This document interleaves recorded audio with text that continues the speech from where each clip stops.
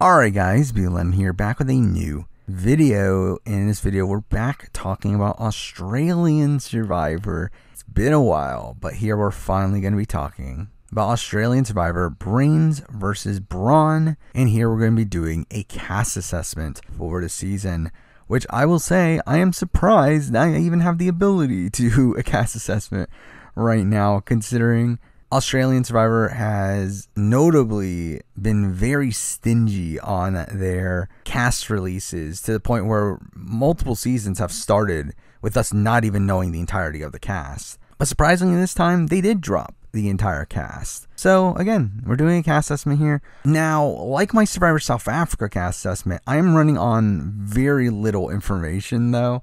Obviously we do have cast photos, we do have like a 1-paragraph bio, and we have a good chunk of promotional videos that are out there on social media, but that is pretty much everything I have seen.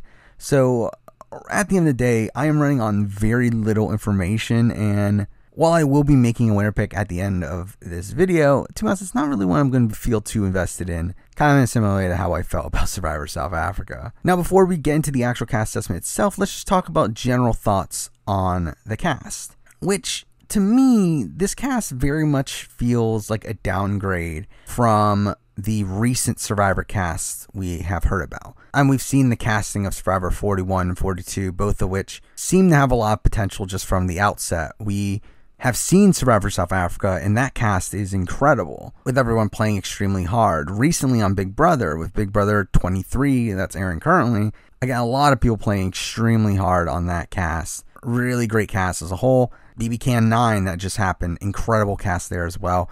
To me, Australian Survivor here feels like the worst cast of the bunch. To me, this still feels like the same sort of cast we would get from a Champions vs. Contenders. A cast filled with people that had some sort of notoriety before getting onto the show. People that may not really know what they're doing out there. People that were cast kind of for their backgrounds and their stories, more so than how they would actually end up approaching the game itself. It just seems like a kind of okay cast. Now, obviously, we do have the Brains versus Brawn theme here, which I actually also really don't like for Australian Survivor. It's a theme that I don't mind in concept, but Australian Survivor is notoriously a very physical game, where there are so many physical challenges in the pre-merge that I do think that could easily lead to the Brawn tribe just completely dominating the Brains tribe, which, based on looking at the cast, to me, it does seem like the Brawn tribe is a lot more stacked coming into it.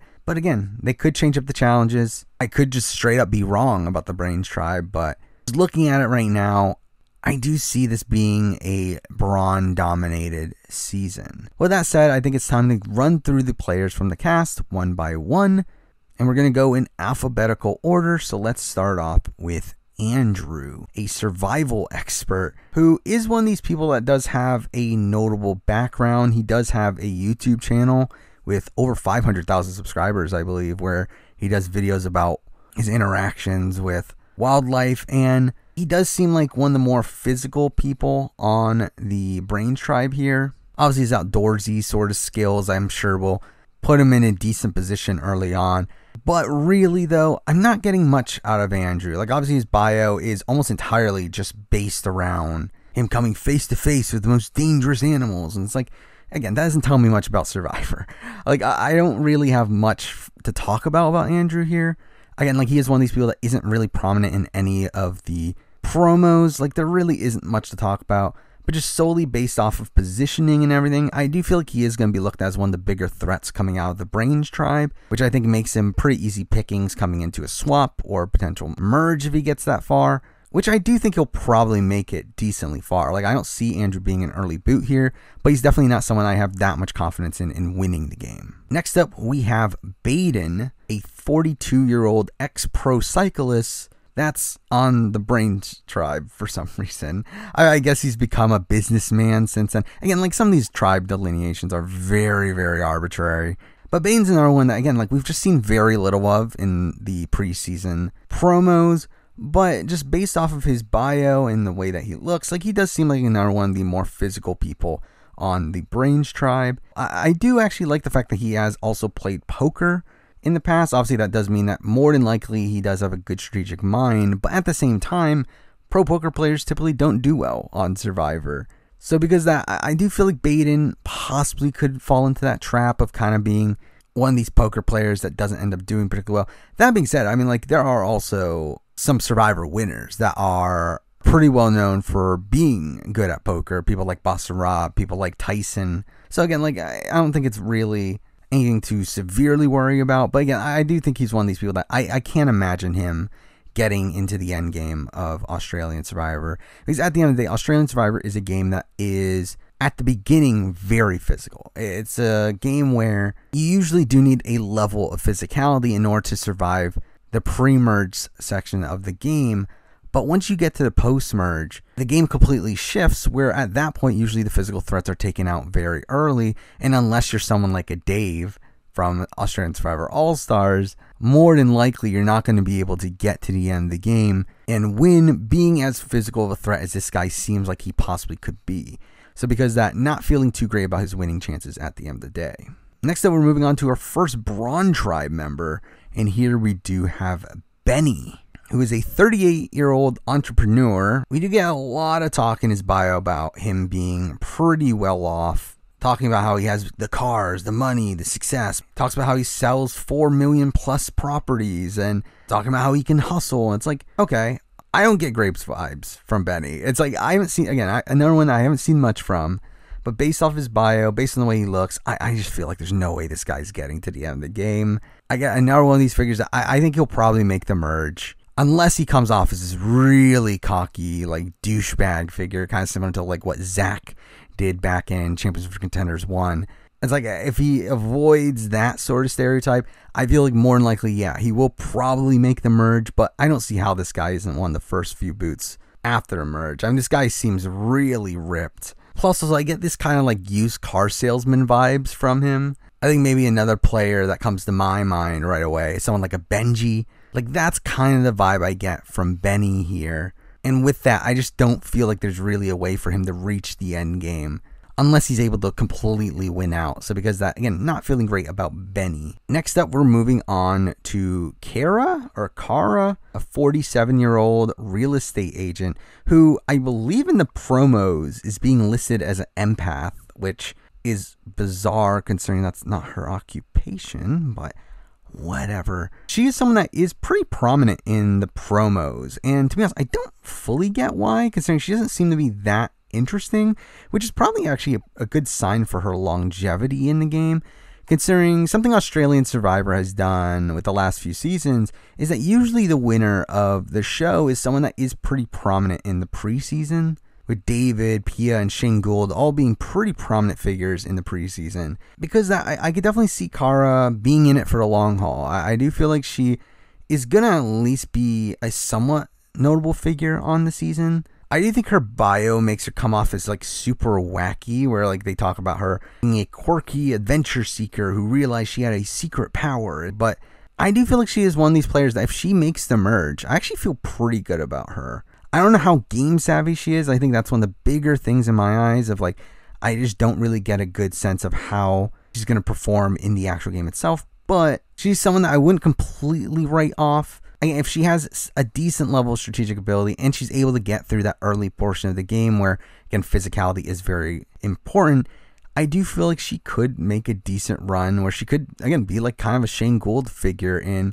possibly pulling off a couple moves here and there, possibly laying under the radar for a while. Like, I do feel like that is something that is in the cards for Kara, but at the end of the day, not confident enough in her to make her a possible winner pick. Next up, we have Chelsea, a 22-year-old MMA fighter, probably one of the more prominent figures in the preseason here, with her getting so much content in the promos.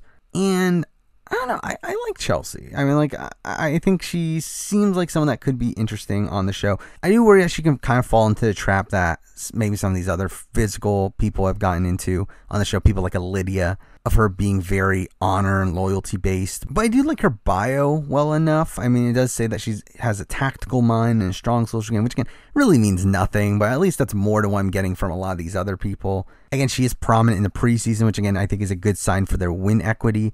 Then at the same time, I do feel like she was always going to be prominent in the preseason, considering how she does seem like a pretty definitive figure for the Brawn tribe here. Again, being an MMA fighter, being obviously extremely fit. But I do feel like she is one of these people that, again, I think she's almost guaranteed merge. I think she's definitely going to get very deep into the game.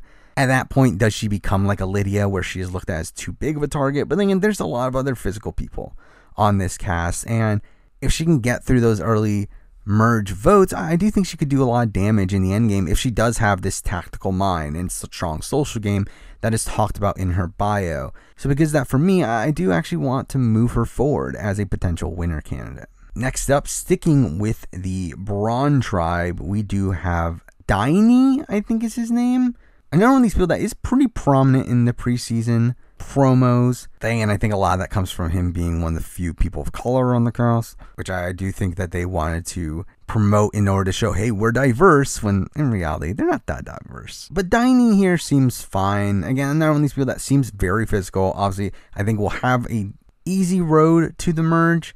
I just don't think he does well beyond that. Again, like, he's another one of these people, like, I can't imagine they let this guy get too far into the game. He is someone that does seem to really stand out on this cast, which I do think will make his road even harder. Really, for me, again, someone I'm not feeling too great about in terms of their winning chances. Next up, we have Dani, a 34-year-old corrections officer, who is another one of the more prominent figures in the preseason.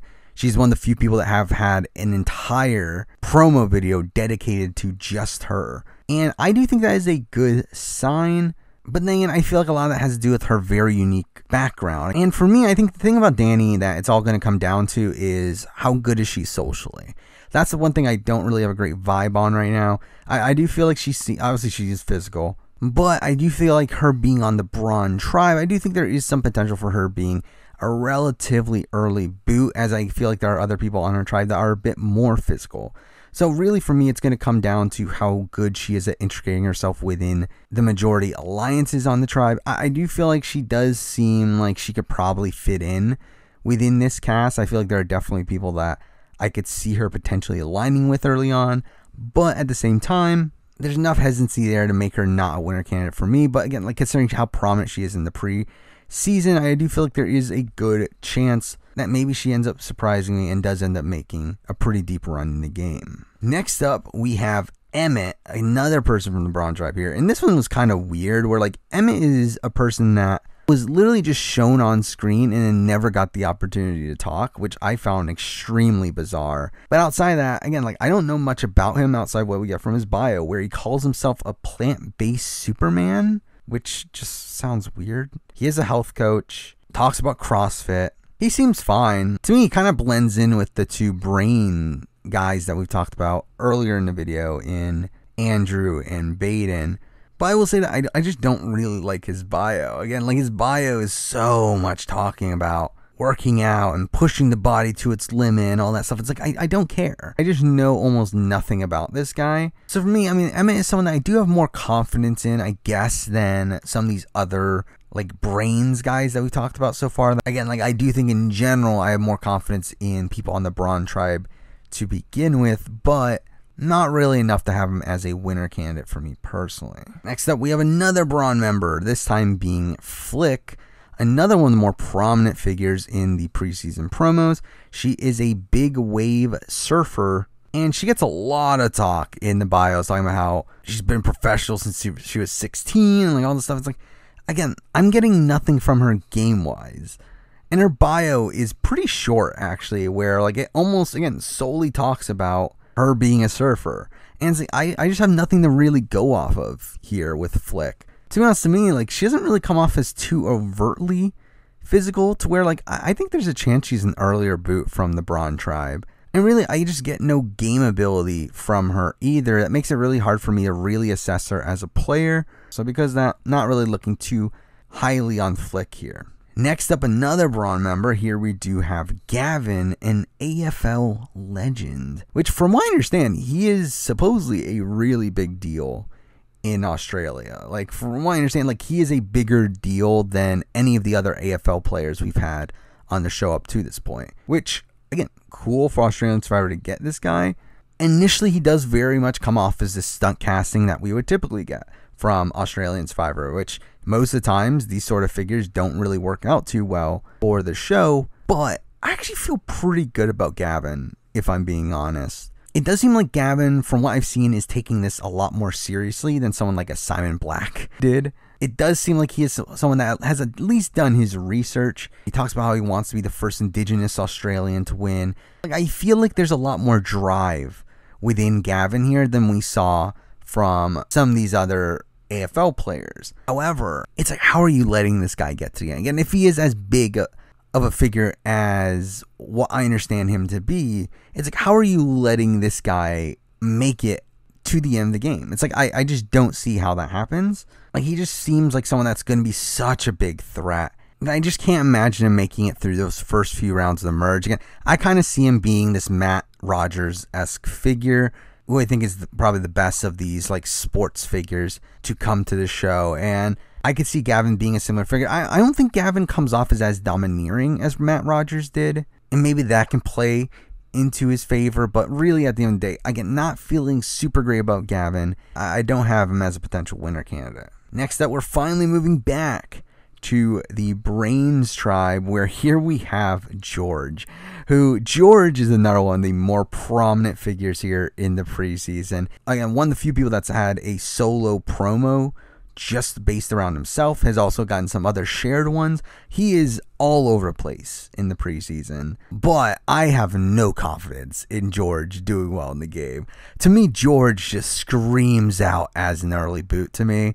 He just seems like someone that comes off as so schemy. And yes, he is this like supposed like government official that's a master manipulator, puppet master and stuff. It's like, yeah, but he very much screams to me as someone that knows that that's the case, someone that is very openly schemy, and like I just don't get great vibes from this guy. I just don't feel like there's any way this guy's making it deep into the season. Again, I could be completely wrong. He could turn out to be someone like a David Wright and end up like completely dominating the season, having a really fun run on the season, but it's like I don't really see it at this point. I don't think George is going to do that well. Next up, we have another person from the Brains tribe. We have Georgia, a forensic psychologist who I actually really like based off her bio. Again, she does seem like to be one of these people, at least from the bio alone, it seems to be one of the more strategically savvy people on the cast. In comparison to this cast, which does seem like a relatively old cast, like she does seem to be in a perfect spot age-wise within her tribe. And I think another thing that's like really propping her up for me is the fact that she is featured in the promo, particularly at the end of the Brains promo, where she kind of gets the final say there. I do feel like that's a good sign for her as well. I do think there's a lot of potential for her being an early boot, where again, I don't know how physical she's going to end up being on the tribe. And I do feel like at the end of the day, I feel like the Brains tribe is going to be picked off pretty early on. But if she's able to survive that, I do feel pretty good about her. And she is someone that I am moving forward as a potential winner candidate. Next up, we do have Gerald from the Brawn tribe, who is a world champion wood chopper, I guess. He's also a cattle farmer. I mean, he is someone that, to be honest, I don't really get great vibes from. Again, another one that I don't really have a good sense of how he is game-wise. I don't know how game savvy he is. I don't know how strategic he's going to end up being. A lot of his bio is pretty much just talking about him being a wood chopper and him being a farmer, which I do think typically, again, like obviously there are massive exceptions, but I do think farmers do at points have trouble socially integrating within their tribes. And I do feel like for him coming into this Brawn tribe, I don't feel like he instantly fits in right away with a lot of these other players. I do feel like he does stand out a bit to me. And I do feel like if he does have trouble socially, then I do feel like that could be a massive issue for him. Obviously, there is like a potential JT upside here, but more than likely, I am seeing him being a relatively early boot, especially coming from this Brawn tribe, where I don't really see him fitting in right away. So because of that, not looking too great for Gerald, in my opinion. Next up, back to the Brain tribe, we do have Haley, who I believe is one of the few people that in their bio is specifically mentioned as an Australian Survivor superfan, which is obviously a great thing in my eyes. She does seem to be very intelligent. She is a pain researcher, which I don't exactly know what that is, but it does sound like it would take some intelligence to do. talks about having a degree in physiotherapy.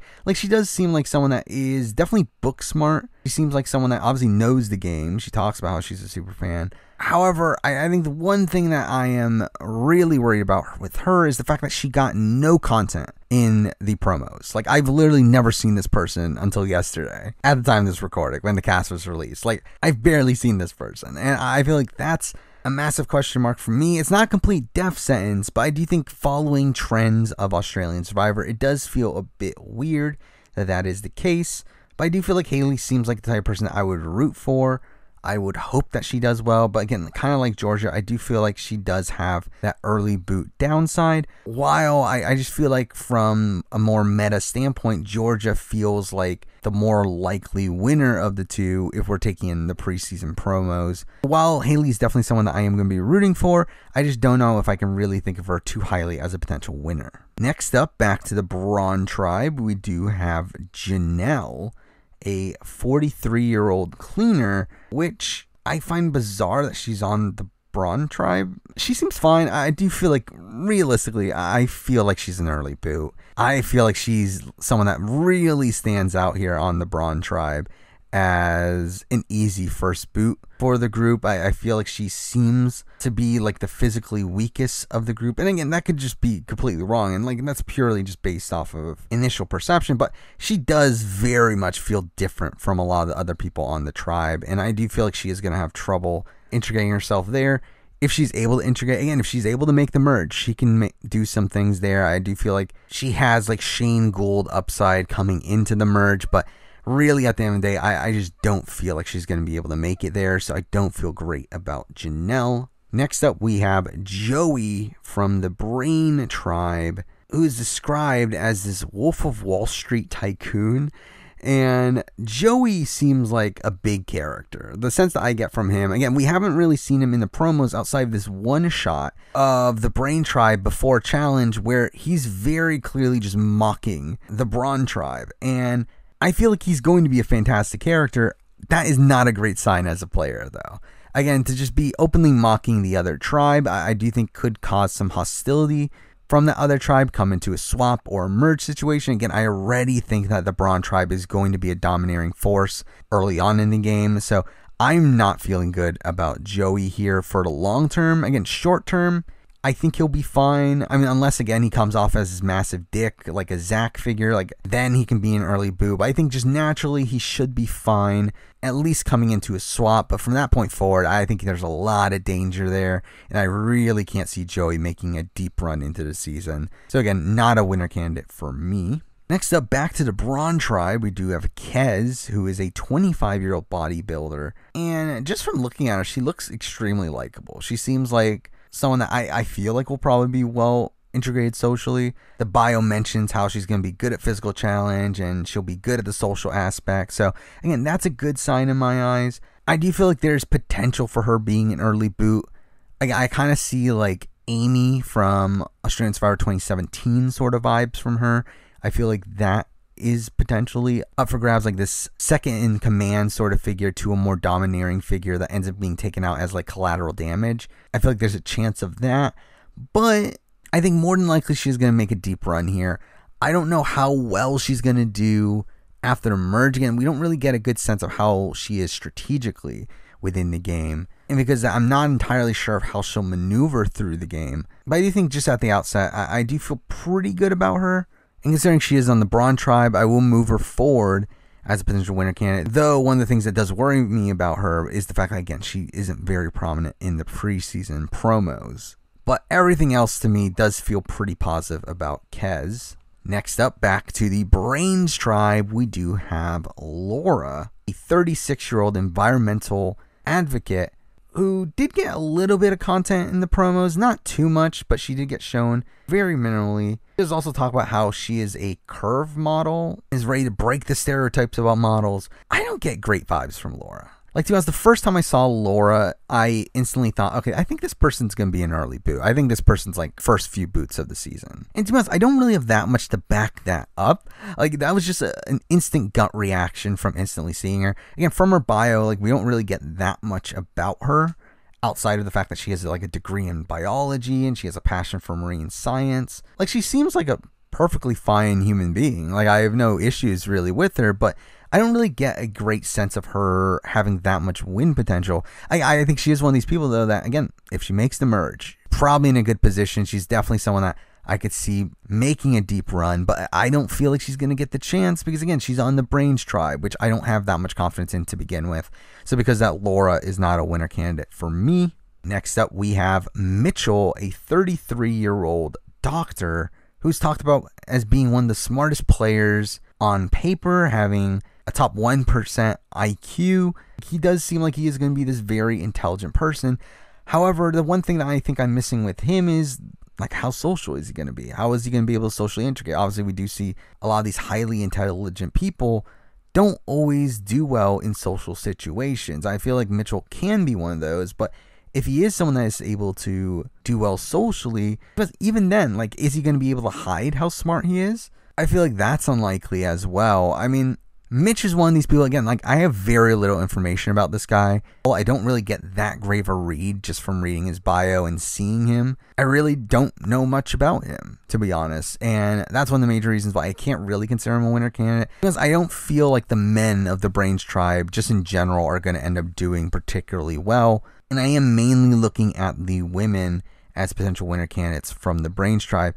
And speaking of which, let's move on to the final male from the Brains tribe, and that is Phil, who looks like a pretty fun character. I mean, like, he is someone that is prominent in the preseason promos. He seems like this really over-the-top sort of fun character, kind of quirky. Supposedly is a pretty prominent social media figure as well.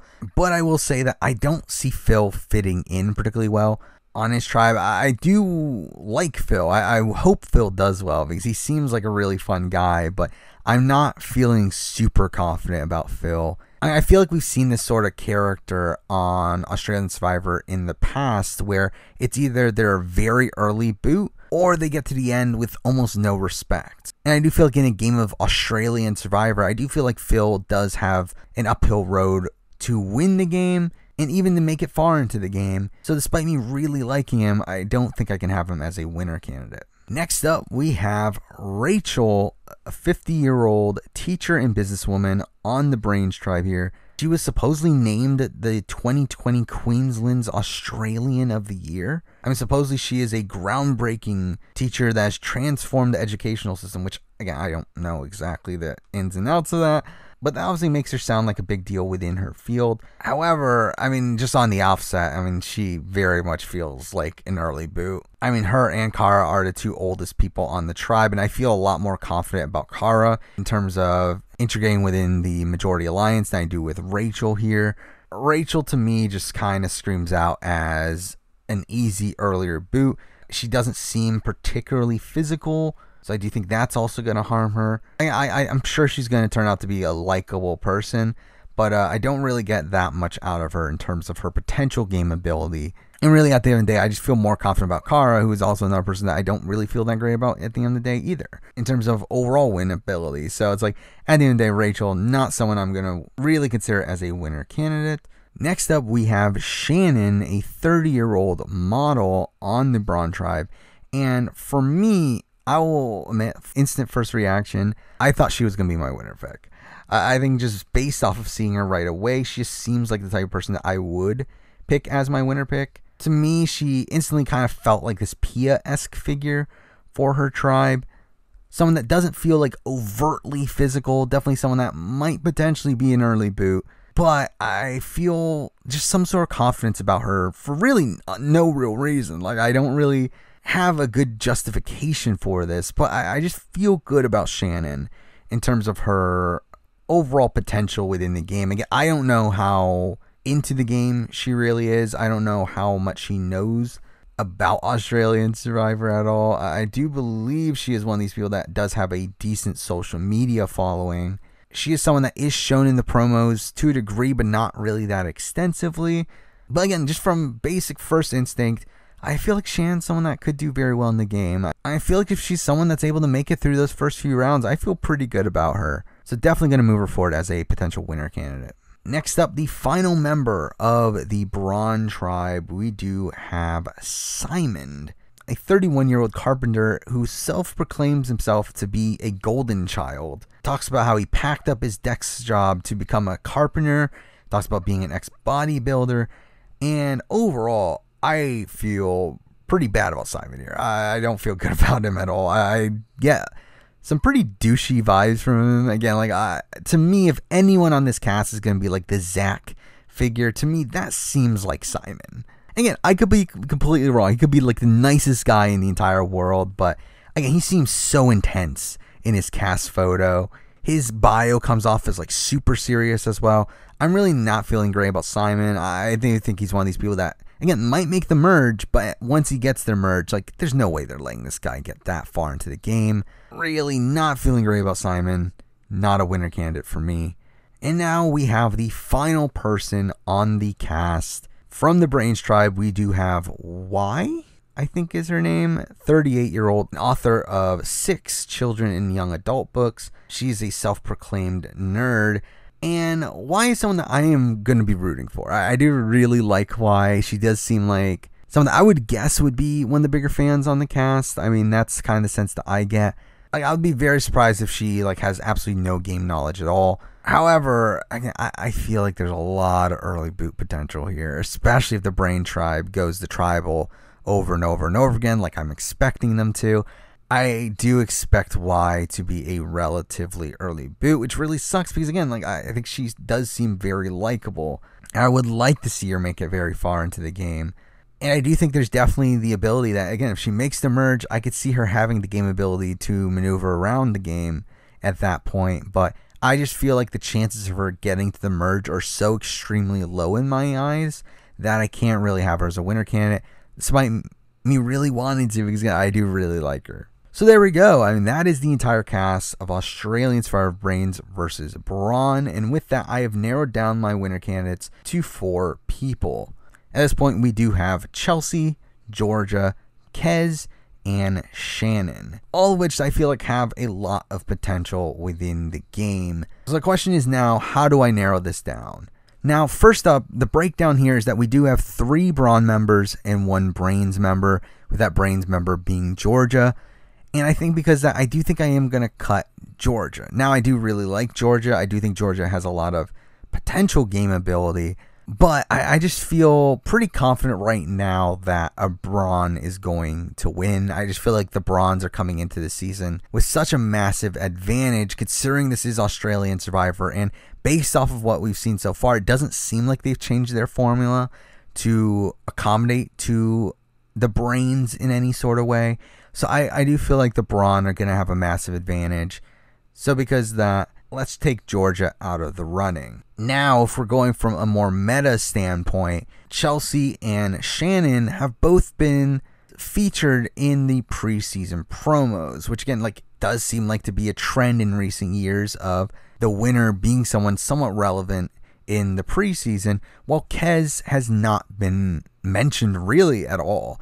So while I really like Kez, again, I don't feel super confident about her because she hasn't really been that prominent in the preseason. So because of that, I feel like I'll drop Kez as well, which leaves us between Chelsea and Shannon. And again, instantly when I saw the cast, my first gut reaction was for Shannon to be my winner pick. However, I did have some hesitancies with that. So like as time went on, I was kind of thinking, okay, I don't think Shannon's going to end up being my winner pick.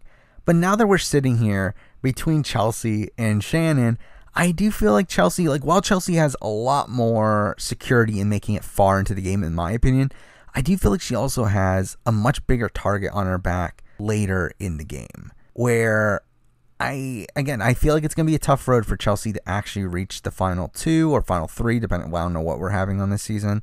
But either way, to make it to the end, I just feel like Chelsea doesn't really have it. So because of that, let's just go with my gut reaction. I could be wrong. I have a lot of downsides for this person, but just based off of my gut, we're going to go with Shannon.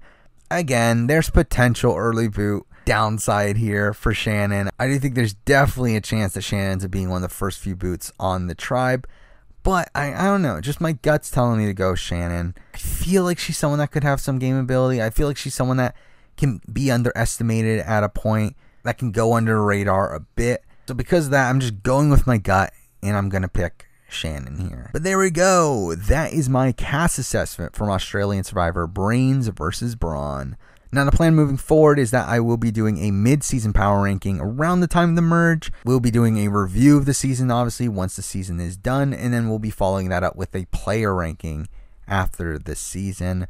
Obviously, I'm still also covering Survivor South Africa, which has been a lot of fun. Pretty soon to where I'm going to be doing a mid-season power ranking of that season. Obviously, BB23 is underway right now, which is also a lot of fun. Obviously, Survivor 41 is coming later this year. Stay tuned for all those things. But for now, that's the video. Thank you for watching.